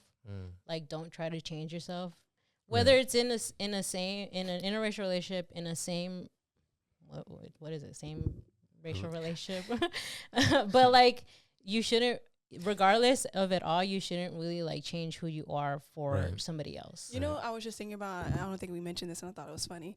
Have you heard of the hard wig, soft life? No, what is Say it? again. Hard what? Hard wig, soft life. So Wig? it's hard wig, yeah, Oh. soft life. So it's typically when there's always just like this thing where most black women who date particularly white men, a white man, they typically just have like their hair is usually like fucked up. Pretty much. They're just like, they literally just throw the wig up and they just run under it. So that's like how they look and stuff in some ways, I guess. And then like, I guess they have like the soft life because the white man is just like, you know, providing and doing all that stuff type thing. So that's why it's like hard wig, soft life. And it's just like a really funny little meme and shit. So that's when I think of run under it. That's funny. You know, it's so crazy. Whenever my hair looks the worst, I feel like I do get more compliments from white men. And I'm like, damn, I got to go get a new hairdo because I'm getting too many compliments. So that is funny to me, though. That's funny. No, yeah. But, I mean, the rest of it was a little bit more on talking about, again, the term of purity. And then just like historically, the concept of purity has been used as a tool to maintain social hierarchies. Again, like the systems like Jim Crow in the U.S. or the apartheid in South Africa created purity laws to justify the unequal treatment of different groups. Oh, wow. If race is mixed, the logic used to maintain segregation would collapse. Oh, wow. So literally there have been systems to kind of just stop all this.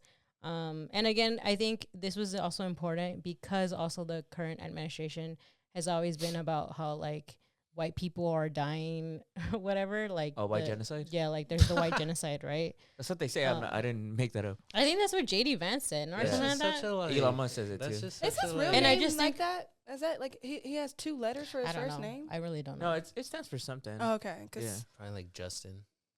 It's something dumb. I remember people pointed out. People People pointed out that it's like something dumb. Let me see. No, but yeah, like but it's also interesting because like the current administration are also kind of in interracial marriages. Yeah. What's Melania? Oh, it's just James David. I thought it was something dumber. Isn't I don't know. Melania is like Colombian or something, no? No, I think it's She's not Russian? yeah. Slovakian? Oh, yeah. Yeah. But JD Vance's wife, she's Indian, isn't she? Yeah. Yeah. That's Mhm. crazy, dude. Yeah. They're both in interracial marriages. Yeah. And what I keep thinking about them is that I feel like they see it as like they're like taking like them in that making way. them white? Yeah, making them white. Yeah, it's a fetish with them. Yeah. I saw a meme that was like that. It's like white supremacists when they realize they have to date white women, and it's like them being miserable. Them being miserable. I've seen that. Closing statement, Julie. What do you have to say as someone in an interracial relationship? Again, this is not propaganda. This is not specifically white boy propaganda. Paid for by white But boys. yeah, but love who you gotta love. Don't lose yourself in these relationships, regardless of who you date. You know, I think it's very important to still be authentically yourself. Mm-hmm. And don't tell anybody, or don't let anybody tell you what to do in your relationships. That's your relationship. Stand up for it if that's what you want to fight for. But it's important to just love who you want to love. Yes. It's funny. I thought that was beautiful, but I thought what you were gonna say. And don't listen to anybody who tells you not to date white men. That's what you were gonna say. But Just be wow, very well said. Yeah. Guys, it's looking like we're reaching the end of the episode. Wait, But but before I thought we were gonna do our questions. that's literally what I was Oh. setting up. I thought you were gonna tell me to do a shout out. So before we do that, I peeled the curtain back. our new thing we do this year, we have a question for everybody. Wow, what a hot button question last week. We don't have the responses. Wait, to put it up. let me see if anybody has answered right Oh, now. let me see. 'Cause it's been up for like a little bit. For like an hour. I know. I don't think that's enough time, bro. Has Oh, actually, some people have. How many? Oh, wow. Oh my god. How At many? least 4. Oh, all right. Do you want me to read them? Yeah. Okay. So before we get into this week's, last week's was, is religion good for humanity? And then some people were just like, no, thank you for my TED Talk. Some of it is, yes, but it's always the followers of said religion that I don't fuck with. Okay, valid. Religion, not necessarily. Faith in something seems more crucial to humanity. I like that one. And then the other one is, I think people need something to cope. Times are always hard. That's valid. true.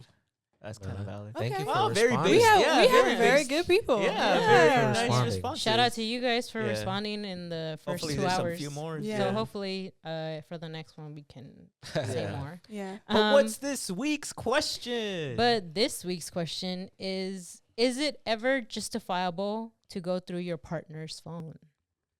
Right, yeah, because last week's was a little serious. This is a little more.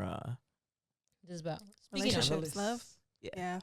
Is Yeah. it, guys? is it justifiable to go through your partner's phone? I'm gonna say this is what I said is I've had like a secret rule in people I've been dating where if they ever ask to go through my phone, I would probably break up with them. And it's not because I have anything to hide, but because I truly think that asking to go through your phone is a great display of distrust and also an invasion of privacy. Like I said, I don't have anything to hide, but I just don't. I don't know. To me, it's like if you're going through each other's phone, it feels like it's doing too much, in my opinion. Sounds like That's you have mine. something to hide. I don't have anything to hide. Yeah, I don't have know. anything to hide. The fact you think He has that.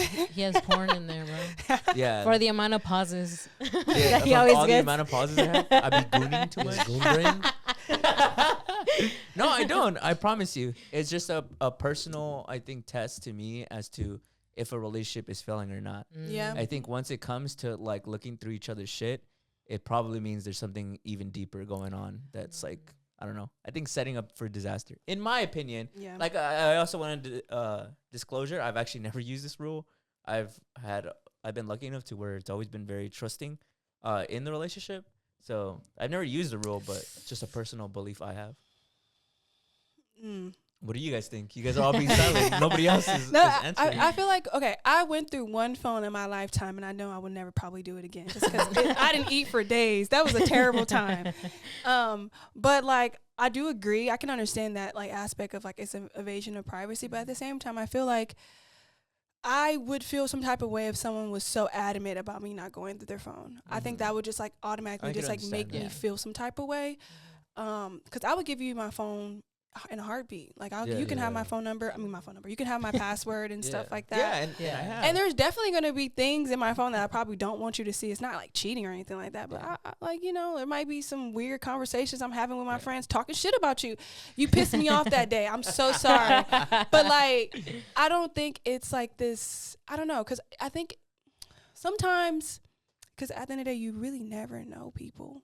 You really For never sure. know people. And I don't ever want to say I like have like an inkling of things, but like if I do get a feeling like I want to go through your phone, I might question our relationship as entirety, because I'm just like, why do I feel like so pressured to do that? Because like I've never felt that way until I was like, I guess. But when you're in love, I think just shit just starts getting scary. It gets spooky. Like you just like start to think things, and like you never really know people, and like Yeah. I get that. I think if just it's tough. like if it's getting to a point where you feel the desire, like I need to go through your Yeah. phone, I think something's probably up, like in the Exactly. relationship. Yeah. I think I agree also as well. If somebody's super defensive about their phone, that's weird. Yeah, that is. Like if you're like always like, hey, chill, bro. also like, people you with two know, phones that's scare weird. me. You know that. But I think if you are feeling something, like you Yeah. should probably say something before you do it. Yeah. Because I think that would. I feel like that would make me feel weird if they were like, if you caught someone looking through your phone, instead of like, why didn't you just ask me? Like, you know, I would have. You know what I mean? It's like, Yeah. I think it. So I don't know. It's like the question feels a little loaded. Where it's like, is it ever justifiable? I mean, I guess if you really think they're Yeah. cheating on you. Yeah, but I I think feel it's like extreme. Yeah. But I feel like if it's getting to that point, then I think like Yeah. the phone isn't gonna fix anything. You know what I mean? Like Yeah. Yeah. No, yeah, Okay. 'Cause go ahead. Go ahead. No, you I go was just first. gonna say that like I think it depends on the reasonings as to why you're Yeah. going through the phone, of like how it'll make it justifiable. Like I don't know. I mean, I feel like me and my partner know each other's passwords to our phones. Yeah. Like, but I think if you're especially doing it so much like behind their back and like actually looking for something like through their messages or whatever to actually like find something, Controlling. it becomes a little more invasive And Yeah. controlling. Yeah.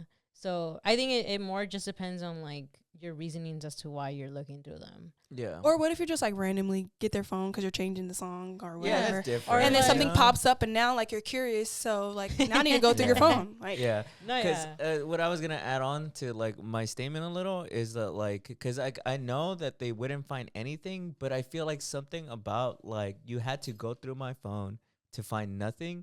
To me, just feels very invasive. Yeah. It feels like Like your word wasn't enough. yeah, exactly. So I can understand that. that's Yeah. why I'm like that disclosure. Like I've never had to use it, but that's because like I think that's a very big like breaking of trust. And Yeah. but for that to have happened, that means there had to have been all this other bullshit that like Yeah. went wrong already. Have you know? guys ever went through a phone? Like, am I the No, only one never. over here? Damn. Never. All right. I'm good. I want to eat. I like food. Yeah, food is good. It was time. Bro, I didn't even do it the right way, and also like it was like 30 seconds of my like you 30 literally seconds in. 30 and you found seconds something? in, and I was like, oh, I gotta put this bitch down. I don't want to see no more. It's funny because like I've trusted all the people that I've dated, but whenever they pull out their phone, I always look away. No, I used don't to even be- want to see, dude. I used to do that. So like I don't know. I think it was just like first of all, it was a random day, and also like that was kind of funny because he was like passed out drunk. So it was just kind of like, damn, I really did take advantage of you low key. But at the end of the day, hey, it is what it is. I know we both know each other's Right. passwords, and it was just like sitting there on top of like the couch, just calling to talking you. to me. It was like, go through that motherfucker. I'm like, nah, I ain't gonna do that. Go through that mother. All right. I've heard horror stories. Like I remember I had this. Well, I mean, she's still a homegirl, but I remember she told me once that she had like her man's over and that he had fallen asleep, and that she said that it was innocent. That she was just like, I just wonder like what he like looks up, Yeah. and that she like opened his phone and he literally had porn, and like it showed that he had just looked it up while he's been over at her house.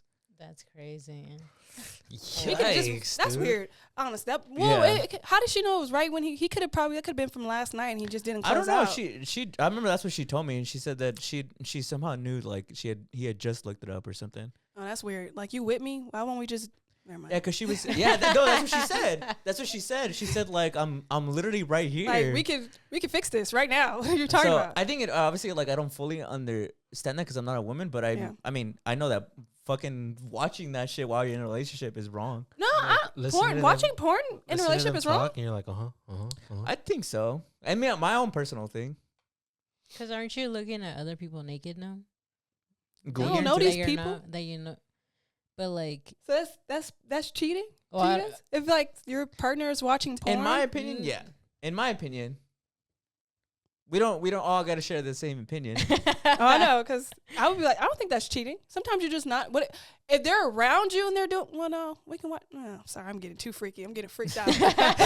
Save for the Patreon. Save it for the Patreon. But no, I don't think that's cheating if you're watching porn, unless like if you're doing it while you're around me and like when we could just watch it or but, No, I get what you but, mean. you but- know. But yeah, I mean, I guess why does it make it cheating though?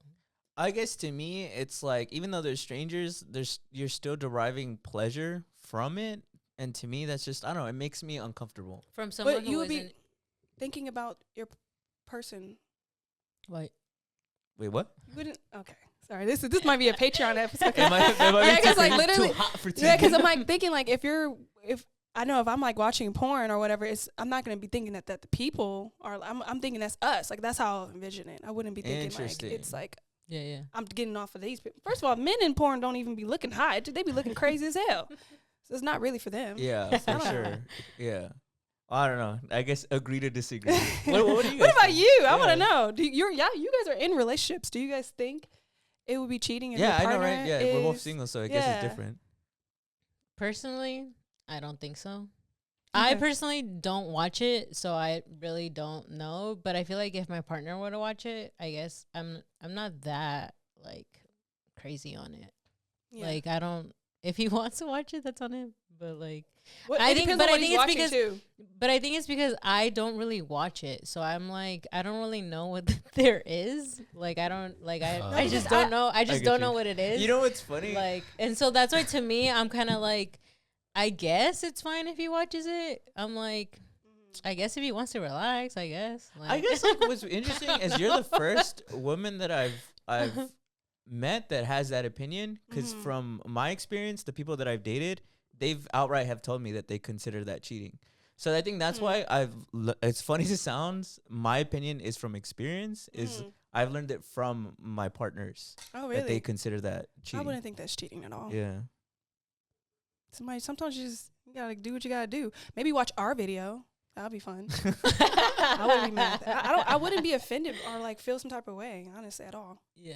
Yeah, well, that's valid. I think also it's communication. Like, I think if you feel that way, then and your partner's like, all right, that's cool then. But if you were somebody who's like, no, I consider that cheating, and you still did it, then I think it'd be I wrong. think it would be weird if like the people that what they're watching is completely just not us. Like for instance, you watching a big booty bitch. I'm like, oh, I got ass, but like, why are you, what's going on here? Do you want something else? So It's I like think white that, women, like, or literally, I'm like, all right, Blonde hair, You know? blue eye. blonde hair, blue Right, eye, but- exclusively. yeah, it'd be like, especially that'd be weird. But other than that, I wouldn't be too offended. It's at like all. white Yeah, women I don't know. compilation. Yeah, It's like, I wow. think- no black people here. What's going on? You ain't got no ebony in this motherfucker. You're like, I think these problems are actually deeper. Yeah, something's going on here. Need to educate you. But is it cheating for you? I mean, I would say like yeah, but it's like, but I think for me it's more like how do I explain it? Because I guess for me it's like me and my partner, we had a conversation about like what we considered like That's smart. like I should probably do that. like when I over date. the line or under the line. Because I feel like I might cross some And lines. I feel like kind of like what Steve said, where it's like, well, if you're with a partner who's like okay with that and that's your thing, I have no like, I don't care. It's your business. Yeah. But I think for me, it feels like one of those things that's like relationship to relationship, where it's like, I feel like it kind of makes me uncomfortable, and I feel like it would make my partner uncomfortable as well. So out of respect, I just want to do that and make sure that she feels respected. Also, not to sound like a fucking like I don't know. I don't know why this sounds weird to me, but I guess for me also, I think there's a lot of stuff about like the pornography industry that's like morally I find like you're like, really Not you get it- not to sound like a woke asshole. yeah. Not you Where I get was it. He's like- gonna get woke. He's so right now. conscious. Oh my god. right? Not to sound like a woke asshole. No, 'Cause- sometimes No, the you're real, titles. that's real. Yeah, Well, because I feel like It's valid. well, No, I like for me, understand. okay. Well, for me, I'm just like I have OCD brain, right? So I'm like, well, I think for me, I'm kind of like I've read a lot and I've heard a lot about how like damaging that is Yeah. to your brain, And it I've is. also heard about how what's the word? Like the societal impact of porn. No, like predatory the industry can be. Oh, yeah. towards young women, and then there's all these things that kind of like just leave kind of like a pit in my stomach for me. So Yeah. I don't know that I'm the correct person to be asking about Yeah. that. Yeah. Because 'Cause porn itself is like you don't like it. But huh? but it's more like but like I also don't want to be like I feel like you're a bad person if you Yeah. like if that is your thing, like Mhm. go ahead, I don't For care. sure. Because I mean, Yeah. sexuality already. has Yeah, a like big I taboo. don't I think sexuality is a big taboo. If you're that's how you what's the word? That's how you express your sexuality. Fucking go for it. It's not my business, Yeah. you know. But I think it's like a relationship by relationship thing. Yeah, Like if you and for your sure. partner come to like an agreement or you talk about it and you're like, yeah, I don't give a shit. Like I think it's fun or whatever. And then Yeah. go knock yourself out. I don't care.